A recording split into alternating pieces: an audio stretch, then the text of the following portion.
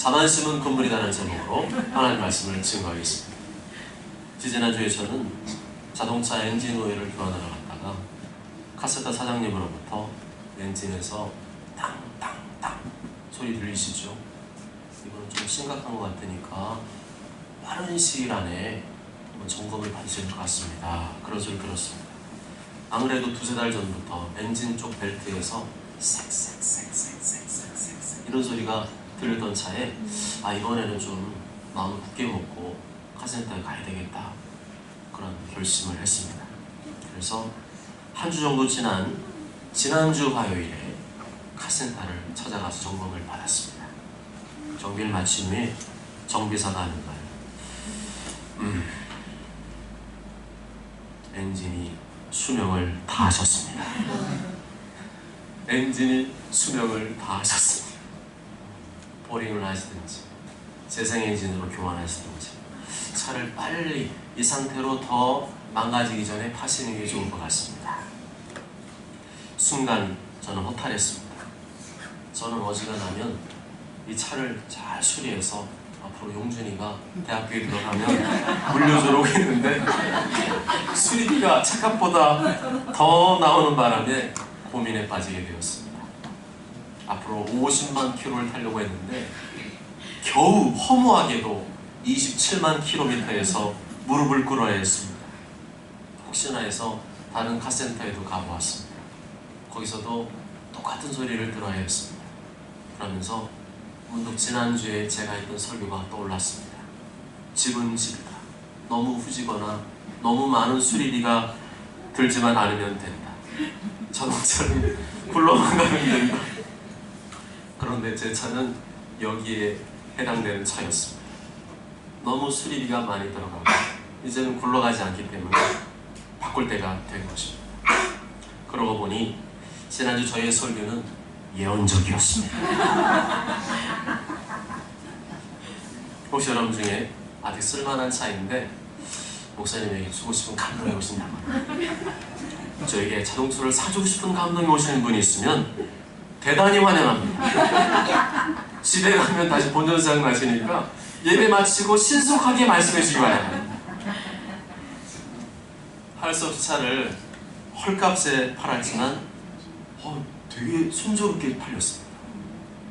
뭐 묻지도 않고 따지지도 않고 저는요, 이거는 엔진이 이래가지고요, 또 연식도 오래됐고 키로수도 오래됐고 안 되겠습니다. 그러면 그냥 중고차로 수출하려고 했어요. 폐차보다 중고차 수출하는 게 돈을 더 많이 받는데요.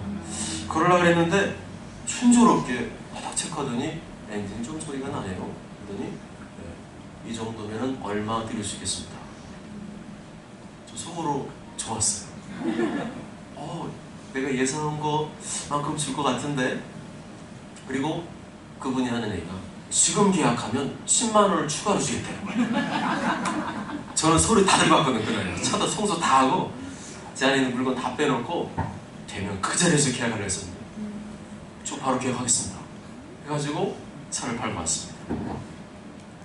저는 날벼락처럼 다가온 이번 일을 경험하면서 문득 내가 이 차에 대해서 자만하지 않았나는 생각을 해보았습니다. 저는 용준이가 대학교에 들어갈 때 제 차를 물려줘도 끄떡없을 거라고 장담했어요. 정말 그랬어요. 왜냐면요, 엔진을 3년 전에 돈 많이 들여 수리를 싹 했거든요. 그러니까 이제는 끄떡없어. 용준이 대학교 들어가서 타고 다녀도 문제가 없어라고 장담을 했습니다. 근데 그것이 저의 자만이었습니다. 한 치 앞도 내다보지 못하는 어리석은 존재가 인간이라고 설교했으면서도 저 자신이 자만했습니다. 저는 속으로 하나님께서 이 자동차를 통하여 나의 자만심을 깨닫게 하시는구나 라는 생각이 들었습니다. 오늘 말씀에 보면 저보다 더 큰 자만심에 빠져있던 다윗을 볼 수가 있습니다. 6절에 보면 내가 형통할 때 말하기를 영원히 흔들리지 아니하리라 하였도다 말씀입니다. 다윗은 자신이 하는 일이 너무나 잘 되고 있습니다. 일이 술술 잘 풀리고 형통할 때 이런 생각을 했습니다. 내가 영원히 흔들리지 아니하리라. 내가 이 세운 왕권, 이 굳건한 왕권 절대로 흔들리지 아니하리라. 나는 끄떡없어. 나는 문제없어. 이 정도가 됐으면 누가 감히 나에게 범접하겠어. 그것이 다윗의 자만심이었습니다. 자만심은 과도하게 자신만만한 것을 말합니다. 절대 그럴 일이 없다고 장담하는 것입니다. 내 인생은 내가 하면 다 잘 되더라. 나는 지금껏 잘해왔으니까 앞으로도 잘 될 거야. 나는 절대 망하는 일이 없어. 저런 사람들은 망해도 나는 절대로 망할 일이 없어. 하나님은 그렇게 말씀하신 적이 없거든요. 하나님은 그럴 것이라고 말씀한 적이 없는데 본인 스스로 그렇게 믿고 생각했던 것입니다. 하나님을 제거한 자신감, 하나님을 제껴버린 자신감, 그것은 자신감이 아니라 자만심이고 교만입니다. 누가복음 12장에서 이러한 사람이 등장하고 있습니다. 한 부자가 그 밭에 소출이 풍성하니 심중에 생각하여 이르되 내가 곡식에 쌓아둘 곳이 없으니 어찌할까 하고 또 이르되 내가 이렇게 하리라. 내 곡간을 헐고 더 크게 짓고 내 모든 곡식과 물건을 거기 쌓아두리라. 또 내가 내 영혼에게 이르되 영혼아 여러 해 쓸 물건을 많이 쌓아두었으니 평안히 쉬고 먹고 마시고 즐거워하자 하리라 하되. 이 사람은 부자였습니다. 농사를 짓기만 하면 풍성한 수확을 거뒀습니다. 다른 사람 노는 수확이 안 돼도 내 노는 농사 짓기만 하면 그렇게 잘 되었습니다. 너무 많이 쌓아도 너무 많이 거두어서 쌓아둘 곳이 없을 정도였습니다. 그래서 새로 창고를 크게 짓고 거기에다가 곡식을 쌓아두기로 했습니다. 야, 이제 이렇게 돈을 많이 벌어놨으니까 이제는 앞으로는 내가 평안히 먹고 쉬고 마시고 즐겨도 되겠구나. 이제는 그렇게 편안한 여생을 보낸 일만 남았구나 라고 생각했습니다. 정말 남들이 부러울 만한 부자였고 우리도 그랬으면 좋겠다는 생각이 들 정도입니다. 그러나 그에게 문제가 있었죠. 그는 자만했습니다. 지금까지 하는 일이 잘 되었으니까 앞으로도 잘 될 것이라고 장담했습니다. 하나님 없이도 지금껏 잘해왔으니까 앞으로도 잘 될 거라고 자신을 믿는, 자신을 과신하는 자만감에 빠졌습니다. 그러한 자만심에 가득한 생각과 말을 누가 듣고 계실까요? 누가 알고 계실까요? 하나님께서 알고 계십니다. 하나님께서 알고 계신 줄 믿습니다. 아멘. 하나님께서 알고 계신 줄 믿습니다. 아멘. 그래서 하나님께서 이 부자를 향해서 뭐라고 하셨나요? 하나님이 이르시되 어리석은 자여 오늘 밤에 내 영혼을 도로 찾으리니 그러면 내 준비한 것이 누구의 것이 되겠느냐. 지금까지 일이 잘 풀리고 잘 되었으니까 앞으로도 아무런 문제가 없을 것이라고 생각하는 이 자만한 부자에게 하나님께서 일침을 가하신 겁니다. 뭐라고 일침을 가하셨죠? 오늘 밤에 내 영혼을 도로 찾으리라. 오늘 밤에 내 영혼을 데려가겠다. 그러면 네가 쌓아둔 그 곡식과 재물은 누굴 것이 되겠느냐? 다른 사람의 것이 되는 거죠. 그것을 계속 누릴 수 있습니까? 누릴 수 없습니다. 죽으면 오늘 밤 모든 것을 놓고 가야 됩니다. 이 땅에서 아무리 부자였고 성공했고 유명했어도 오늘 밤 하나님께서 내 영혼을 데려가시면 끝인 것입니다. 그럼 지금 예수님께서 이 비유의 말씀을 통해서 뭘 말씀하시고 싶으신 걸까요? 하나님을 의식하라는 겁니다. 하나님을 두려워하라는 겁니다. 하나님의 뜻대로 살라는 겁니다. 다시 말하면 내 인생의 앞날의 칼자를 누가 주고 계시다는 겁니까? 하나님께서 주고 계시다. 하나님이 주고 계시다. 그 사실을 잊지 말라는 겁니다. 그리고 내 인생에 대한 최종 심판을 하나님께서 하실 것이라는 것입니다. 그런데도 계속 하나님 앞에서 자만하게 살아가면 어떻게 하시겠다는 겁니까? 우선은 말씀을 통해서 깨닫게 하죠. 계속 말씀을 들려줍니다. 그러면 안 된다. 그러면 안 된다. 그건 아니야. 그런 건 아니야. 우리는 말씀을 통해서 기본적인 틀과 원칙을 배웁니다. 그 다음에 우리 안에 계신 성령님께서 각자에게 개인 튜터를 하십니다. 성령님께서 원하지 않는 것이면 마음에 불편한 마음이십니다. 남들은 다 좋은 거라 그러는데 나한테는 그게 불편해요. 그래서 하지 않게 하시죠. 근데 어떨 때는 남들은 다 아니라고 하는데 그거를 꼭 해야겠다는 그런 계속 강한 마음이십니다. 근데 그게 한두 번 그런 거는 감정적인 거겠죠. 근데 끊임없이 적어도 몇 년 동안 기도했는데 계속 그 마음이 너무 강하게 있으니까 내가 안 하고는 견디지 못해서 하도록 하는 게 하나님의 뜻이겠죠. 그런데 그래도 못 알아먹으면 뼈저린 고통을 주셔서 깨닫게 하십니다. 그래도 못 알아먹으면 오늘 밤 내 영혼을 도로 찾아가시겠다는 겁니다. 히브리서 9장 27절에 한 번 죽는 것은 사람에게 정해진 것이요 그 후에는 심판이 있으리니라고 말씀하죠. 죽으면 나를 하나님께서 심판하신다는 겁니다. 심판하시는 것입니다. 심판하십니다. 그러면 그리스도인은 부자가 되면 안 된다는 말인가요? 그런 말은 아닙니다. 구약 성경에 보면 믿음의 인물들은 대부분 부자였습니다. 아브라함이 그랬고, 이삭이 그랬고, 또 야곱이 그랬고, 또 요셉이 그랬고, 다윗이 그랬고, 솔로몬이 그랬고, 하나님께서 복을 주시는 사람들은 다른 사람은 안 돼도 잘 되는 복을 주셨습니다. 그런데 내가 부자가 된 것은 나에게 재물 얻을 능력을 주신 분이 누구임을 인정하라는 겁니까? 하나님이심을 잊지 말라는 겁니다. 성경에서 분명히 말씀합니다. 네 하나님 여호와를 기억하라. 그가 내게 재물 얻을 능력을 주셨습니다. 우리가 돈을 버는 것, 하나님께서 재물을 능력을 주셨기 때문에 벌 수 있는 겁니다. 돈 벌 수 있는 기회를 주시고, 돈 벌 수 있는 직장을 주시고, 돈 벌 사업을 주셨기 때문에 내가 재물을 얻게 된 것인 줄 믿습니다. 내가 잘나서 그렇다, 내가 열심히 해서 그렇다, 그런 생각을 버리시기 바랍니다. 이 자아가 사실은 하나님과의 관계를 끊어버립니다. 하나님께서 나를 부자가 되게 하셨다는 사실을 잊는 순간 하나님과 나의 관계는 서먹해지게 됩니다. 이것을 믿는다면 이제는 어떻게 살라는 겁니까? 자기를 위하여 살지 말라는 겁니다. 예수님께서 그 부자에 관해서 비유를 들어 말씀하시면서 마지막에 이 말씀하시죠. 자기를 위하여 재물을 쌓아두고 하나님께 대하여 부유하지 못한 자가 이와 같으니라. 자기를 위하여 재물이나 재산을 쌓아두지 말라는 겁니다. 자기 배만 채우며 살지 말라는 겁니다. 하나님을 위하여 쓰라는 겁니다. 하나님의 뜻대로 쓰라는 겁니다.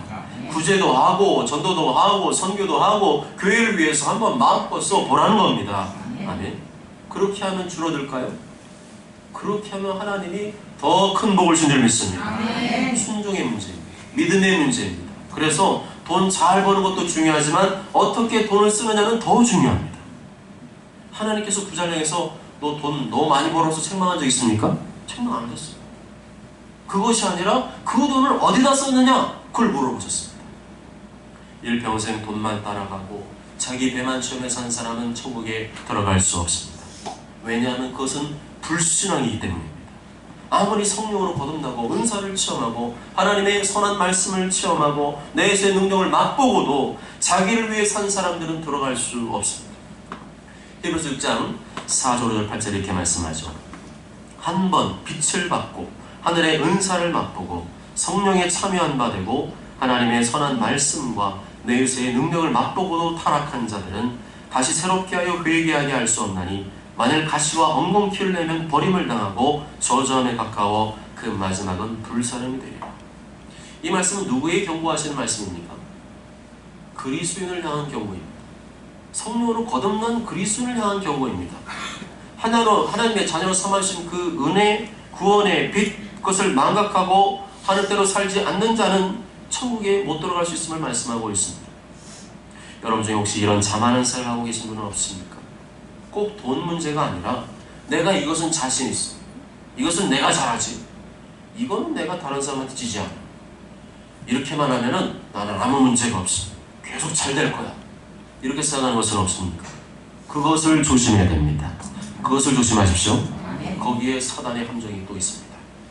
야고보서 4장 13절 14절에 들으라, 너희 중에 말하기를 오늘이나 내일이나 우리가 어떤 도시에 가서 거기서 1년을 머물며 장사하여 이익을 보리라는 자들아, 내일 일을 너희가 알지 못하는도다.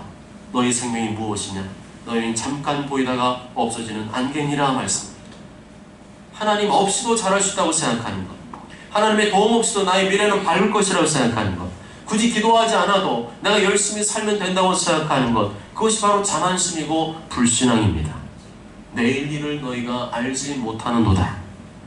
하나님 안 믿는 사람들은 그런 생각을 해도 됩니다. 문제가 안 됩니다. 그러나 하나님을 믿는 사람이, 모든 미래의 주권이 하나님께 달려있다고 믿는 사람이 그런 생각을 하고 살아간다면 하나님께서는 어떤 방법을 통해서라도 그 사람의 자만심을 꺾으실 것입니다. 오늘 시편 30편에서 다윗은 자만하였습니다. 다윗은 하나님 마음이 합한 사람이었고 하나님께서는 다윗을 너무너무 사랑했습니다. 그렇지만 그가 자만심의 이 마법에 걸렸을 때 어떻게 되었을까요? 다윗이 가난하고 약할 때는 날마다 하나님을 의지했습니다. 하나님을 찬양하며 기도했습니다. 만군의 여호와의 이름으로 거대한 골리앗을 쓰러뜨렸습니다. 그런데 그가 왕이 되어서 태평성대를 누리게 되자 하나님과 멀어지기 시작했습니다. 게을러졌습니다. 식어졌습니다. 기도하지 않습니다. 찬양하지 않습니다. 형식적으로 예배를 드립니다. 그리고 그 속에 자만심이 생겼습니다. 교만한 마음이 생겼습니다. 그럼에도 내가 영원히 흔들리지 아니하리라, 내가 결코 흔들리지 아니하리라는 거짓된 안정감에 빠졌습니다. 이 거짓된 안정감, 바로 사탄이 주는 생각입니다. 우리는 참된 평안과 거짓된 평안을 구별해야 됩니다. 다윗은 지금 거짓된 평안에 빠져 있었습니다. 하나님과 멀어지고 죄 가운데 빠져 있는데도 여전히 평안하고 아무 일이 없으니까 하나님의 은혜가 여전히 나에게 임하고 있구나 착각하고 있었습니다. 그것이 바로 사탄이 주는 거짓된 평안입니다. 여러분 중에 이런 생각하는 분은 없습니까? 내가 뭐 딱히 죄 짓는 것도 없고 하나님 내가 안 믿는 것도 아니고 봉사 안 하는 것도 아니고 주일날 되면 내가 꼬박꼬박 나서 예배 드리고 헌금도 드리고 그러면 됐지, 나보다 안 하는 인간들이 얼마나 많은데, 그런 마음이 들어왔다면, 그런 비슷한 마음이 들어와 있다면 이미 내 마음속에는 이 자만심, 교만한 마음이 들어와 있는 것입니다. 하나님의 자리에 내가 앉아있는 것입니다. 사탄의 거짓된 위로를 자꾸만 받아먹으며 그 거짓된 평안 속에서 안주하고 있는 것입니다. 회개해야 됩니다. 하나님보다 세상 재미에 빠진 죄를 회개해야 합니다. 하나님 없어 잘할 수 있다고 생각하는 착각을 회개해야 됩니다. 다시금 하나님께 엎드리며 눈물로 회개하지 않으면 안 됩니다. 잃어버린 구원의 감격, 예배의 감격, 하나님을 향한 사랑을 다시금 회복해야 될 줄로 믿습니다. 그렇지 않으면 어떤 식으로든지 깨닫게 하실 것입니다. 설교와 큐티 묵상을 통하여 반복적으로 나에게 하시는 메시지를 들을 것입니다. 예상치 못한 문제와 고통을 던져주시며 깨닫게 하실 것입니다. 아니면 치유의 방법으로 오늘 밤 내 영혼을 도로 찾아갈 수도 있을 것입니다. 그러므로 깨어있어야 됩니다. 깨어있어야 됩니다. 잠들면 안 됩니다. 다음에 정신 팔리면 안 됩니다. 지금은 깨어서 기도할 때입니다. 등불의 기름을 준비할 때입니다.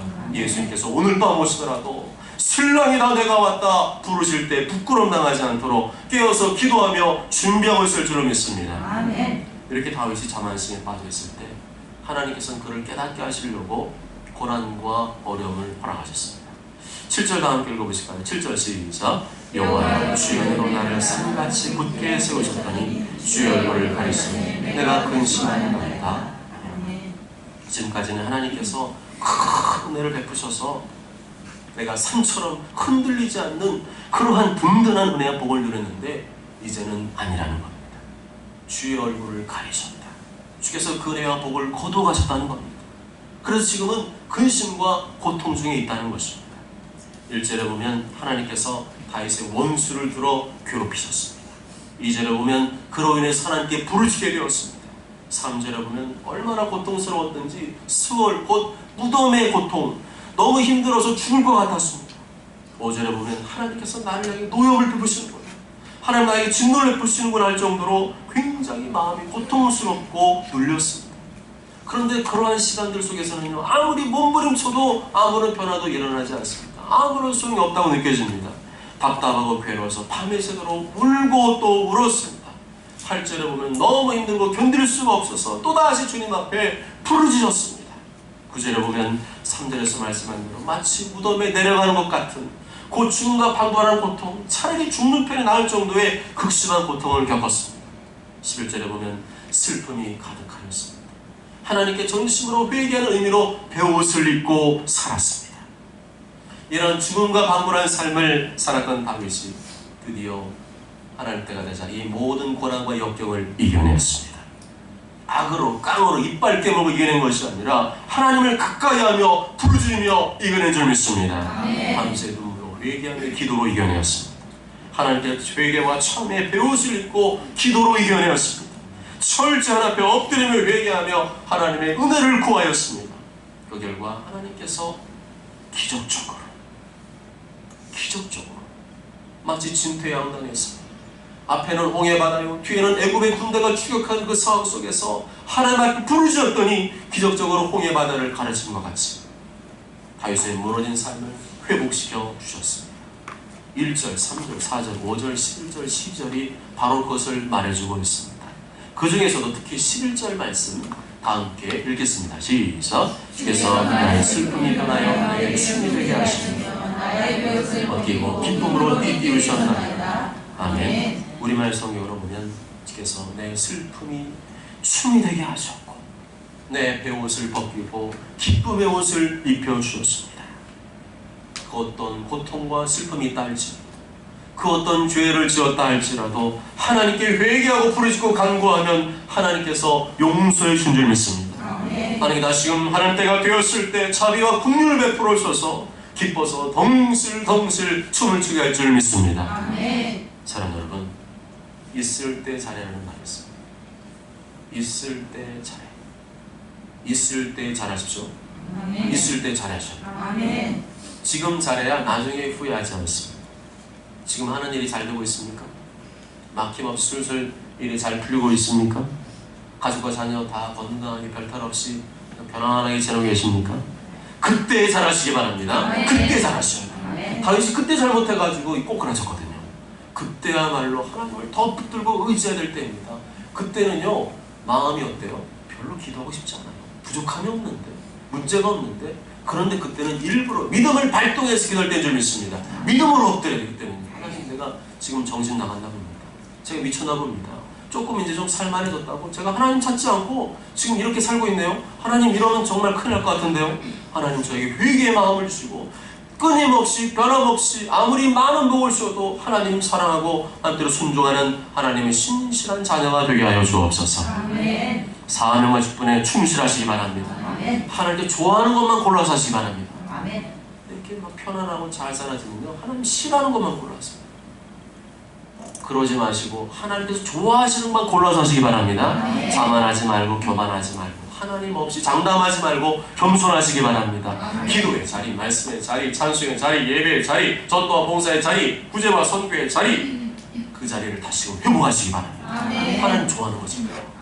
하나님 좋아하는 거예요. 그래서 그런 생각이 드셔야 돼요. 내가 막 일이 잘 되고 돈도 잘 벌고 막 그래서 남들이 막 부러워하는 위치가 되었어요. 그때야말로 가장 긴장이 됩니다. 내가 하나님의 자리 잃어버리지 않으리라. 하나님 주신 것 예전 내가 하고 싶어도 못했지만 이제는 나에게 주셨으니 내가 마음껏 할 수 있어. 내가 더 열심히 할 거야. 더 많이 내가 헌신하고 더 많이 내가 충성할 거야. 아멘?